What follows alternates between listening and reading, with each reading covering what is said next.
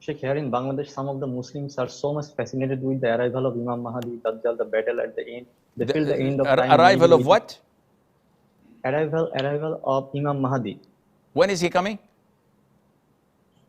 Sheikh, that's my point. They are so much fascinated with that. I mean, they sit in the lazy chair. They're just fascinated with the arrival of Imam Mahdi, Dajjal, the battle and the end, and they don't even think of fixing themselves, Muslim community. That they do dawah in an offensive way on social media, believing they are superior to kafir in terms of getting Jannah at some point for being Muslim. And many people are Islam for partially because of their activities. So how we Muslims should approach in such cases? That's my question. وجزاكم. Akhi, these people are delusional. We as Ahlul Sunnah wal Jama'ah believe without any doubt that Imam Mahdi is coming and that he is the son or the descendant of the Prophet alayhi salatu wasalam. His name and his father's name is Muhammad ibn Abdullah, similar to the Prophet's name. And that Allah would guide him overnight, meaning all of his life he was, I wouldn't say a playboy, but he wasn't a practicing person. But overnight, Allah guides him and he becomes a righteous practicing Imam. And in his era and time,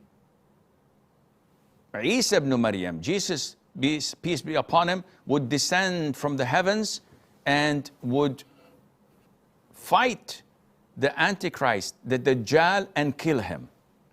This would happen at the end of time, not now.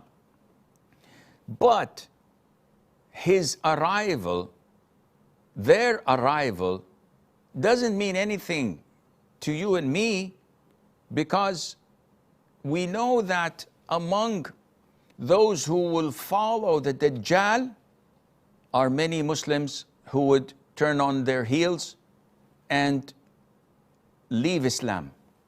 And this is why the Prophet ﷺ ordered us to seek refuge in Allah every single salat.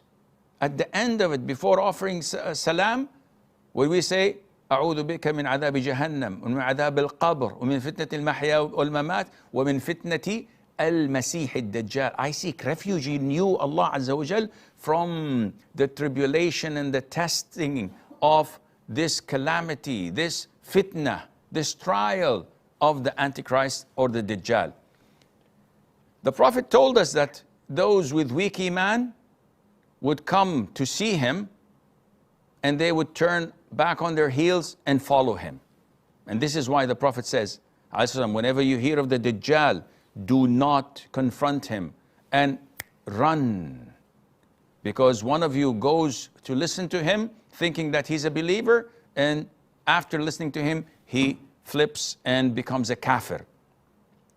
Therefore, don't care when Al-Mahdi is coming, because if he comes in the state that you and I are in today, most likely we would not follow him.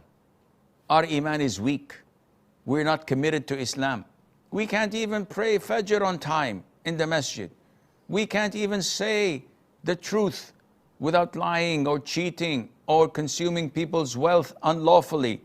We abuse our wives, and we're not fair with our children, and we're not good with our neighbors, and we do not connect our next of kin. What kind of a Muslim are you talking about? So be careful of these people and don't spend time debating or arguing with them. Let them be.